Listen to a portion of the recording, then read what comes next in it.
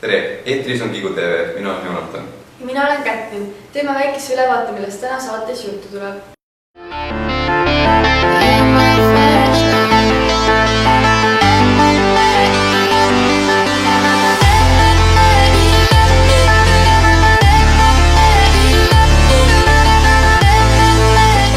Oktoober algas õpetajate päevaga, mida tähistati meie koolis reedel, liinakuu 5. päeval. 5. oktoobril tähistati meie koolis õpetajate päeva. Tunnid olid pidupäeva puhul tavapärasest veidi lühemad ning õpetajaid asendasid seal abituriendid. Noored õpetajad andsid väikeste majas 3. ja 4., suurte majas 5. ja 6. tunni. Hommik algas juhtkonna võimu üleandmisega õpilastele ning seejärel asuti oma tööülesandeid täitma.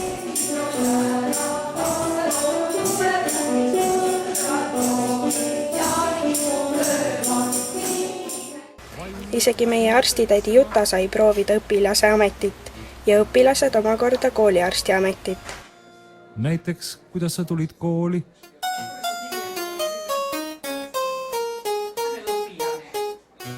Kuidas on tänane päev möödunud? Oi, väga meeldiv on olnud. Hästi palju uut kogemust. Ja hästi palju kogemust on saanud ja päris tore on.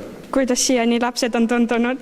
Teate, esimesed 2 klassi olid väga üllatavalt sõbralikud ja rahulikud aga nii 3. tuli, siis ma ikka, nüüd ma tean, kuidas on olla õpetaja.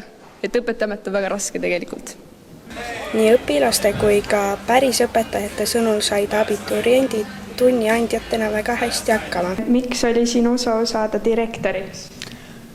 Minu soov oli saada direktoriks, sest ma tahtsin midagi ära teha. Ja see tundus selline sootne võimalus ka, et olin juba varem kõnesid koostanud ja et tundus selline tore võimalus ja arvan, et ma saan palju ka sellest kogemusi. Kuidas käisid valimised? Valimised käisid nii, et iga klass andis kas 1 või 2 kandidaati enda klassist ja siis nende seast valiti. Ja mul vedas, et ma sain direktoriks. Mis on direktori tänased tööülesanded? Minu tänasteks tööülesanneteks on inimestele silma peal hoida, vaadata, et ei juhtu pahandusi ja kui ka on mõni pahandus juhtumas, siis seda ära hoida. Mis tunne on olla direktor? Selline uhke tunne. Eriti uhke oli siis, kui direktor andis oma võimu üle koos ühe pastakaga, mis tekitas päris uhke ja tähtsa tunde. Päev lõppes piduliku aktusega õpetajatele, kus tunnustati kõiki õpetajaid ning eriline austus läks aasta õpetajale Tiina Teppole. Iga nädal, mis mööda en pea, on hallin veel, kui mõtted mu peas. Istusin tusse. Argipäeva jäänud on rõõm, pargis puud ja päikeserõõm. Istusin tusse.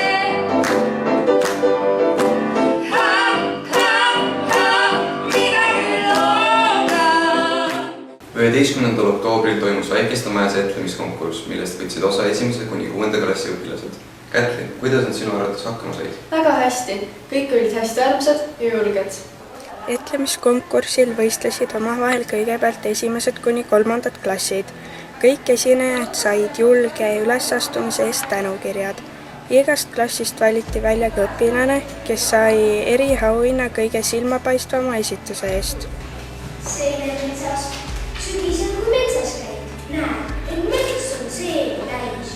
Kukeseemed, punased, mitu sorti seenemikku. Poluvabid korjamist olid lõbusema vist. Mõni seenis korvinud, tühj paljas uss pulu. Ära karda seenemist, mängi talle vingeldast. Pussitavad seened paha, jätab ta metsa maha. Hiljem võistlesid omavahel 4. kuni 6. klassi õpilased, kes said samuti tunnustuse osalemise eest. Ka neis klassides jagati pea- ja eripreemiaid. Kui ma ükskord olen 65, siis saab vanemale 72. on titadele vist selge see, et siis tema jaoks käib üle minu jaoks. Annan näpu laksu, kui ta hakkab minema oma põhjal. Ütlen, sööd mul hinge seest. Kui mul külalised on, õjan minema mõiega naeril peal hammas tuleb eest. Oma ratast talle ilmaski ei anna. Ega näita loomama talvimud. Lähen kinno suure ilusa sõbrannaga. Öelgu veel, et kasi oma tutta titt. Juba mitmendat aastat järjest on olnud oktoobrikuu oluliseks sündmuseks väärtuste nädal. Seekord oli teemaks sõna jõud. Sellega seotud ettevõtmiste käigus püüdi õpilastele selgeks teha, mis võlujõud on sõnadel meie elus. Väärtuste nädala teemaks oli sõna jõud. Seega võis kooli seintelt leida aforisme, mis selle teemaga seotud olid. Vahetundide ajal toimusid 8. ja 10. klassidele loengud erinevatel teemadel. Õpilasesinduse liikmed rääkisid riietusest ja meikimisest, suitsetamisest ning mokatubaka kahjulikkusest. Vaheaja alguses käisid tehnikaklasside õppereisil Venemaale. See kestis 4 päeva ja seal osales ka kaassaatejuht Kätlin. Niisiis, Kätlin, räägi, kuidas jäid reisiga rahule ja kus ning mida nägite? Ma arvan, et reisiga võis päris rahule jääda. Käisime hästi palju kloostrites ja räägiti hästi palju munkadest. Ka vaheajal oli Kivilinna gümnaasium rahvast täis. Nende hulgas ka mina, kes käisin siin matemaatikat õppimas. Toimusid ka tehnoloogiapäevad, kohal olid tulnud erinevad Lõuna-Eesti koolid, kes näitasid oma tehnikaalaseid oskusi. 23.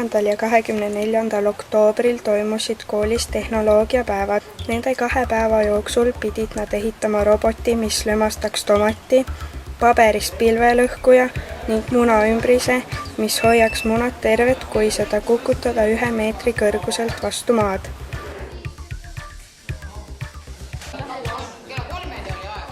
Oleme tulnud vaheajal kooli selleks, et osaleda tehnoloogiapäevadel. Lähme uurime lähemalt, millega tegelevad meie noored tehnoloogid. Poisid, mis te teete? Midagi. See pole midagi huvitavat. Mis te teete ja mis teie ülesanne on? 2 muna siia sisse ja kui see kukub maa meetri kõrguselt, siis ei tohi katkima. Kas te olete katsetanud ka? Jah. Läksid käiku? Jah. Aga mis te võtate ette nüüd sellega? Ei tea. Mis on teie tööülesanne? Lömastada tomati. Kuidas teil õnnestub see? Nagu näha, hetkel ei õnnestu, aga ennem õnnestub. Mida kujutavad endast ette tehnoloogiapäevad? Tehnoloogiapäevad on vabariiklik üritus 7. kuni 9. klassi õpilastele, kes siis tulevad kokku 2 korda aastas, sügis- ja kevadvaheajal ja lahendavad erinevaid ülesandeid. Mis on selle aasta ülesanneteks? Seekord on ülesandeks, tegelikult on 3 väiksemat ülesannet. Esimene ülesanne on ehitada robot, mis sõidab tomatilõmmi ja ülesandel on ka teine pool, kus siis tuleb teha tomatile kaitsebarjäär, seda tomatit kaitseb roboti eest.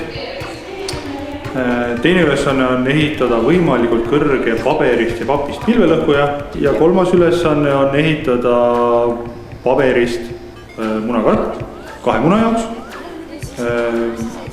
Nii, et kui sa lased selle karbi meetri kõrguselt lahti ja ta maha kukub, siis munad jäävad terveks. Ja kes seda siis toetab või kes seda rahastab? Üritust rahastab Euroopa Liit, Euroopa Liidu sotsiaalfond ja oma osa on ka Tiigrihüppel, mis siis rahastab seda üritust Narvas ja lisaks siis toetab koole robootikakomplekti osta. Kas see üritus toimub ka kusagil mujal välja arvatud meil Tartus? Just, et kuna tegemist on vabariikliku üritusega, et lisaks toimub ta siis Tallinna Reaalkoolis ja Pärnu Ühisgümnaasiumis. Ja Tiigrihüppe toel toimub see aga veel Narva humanitaargümnaasiumis.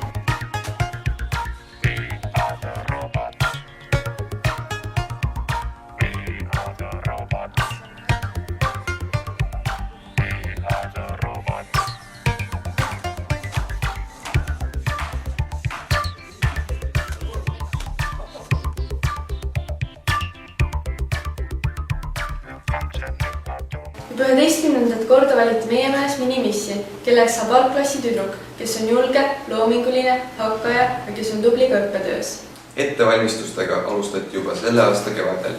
Mulle tundub, et kõik tüdrukud võtsid ülesannet väga tõsiselt ja andsid endast 100%.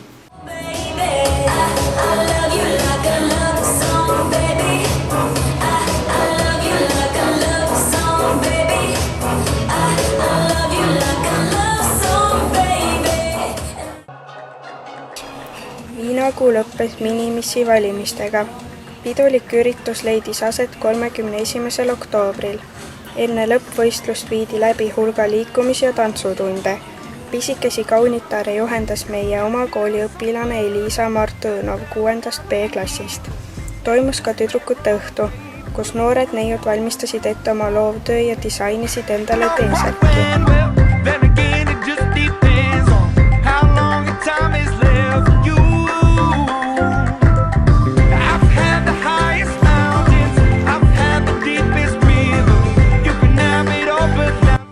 Lõppvõistlusel osales 21 tüdrukut, kellest finaali pääses 8.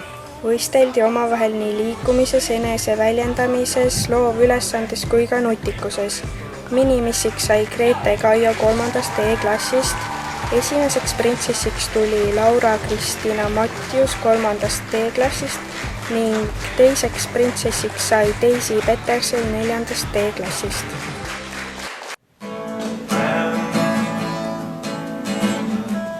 Touching hands, reaching out, touching me, touching me, touching me. Sweet Caroline, good times never seem so. Selleks korraks on uudised kajastatud. Kohtumiseni järgmises Kibuteeme saates. Tšau! Jah.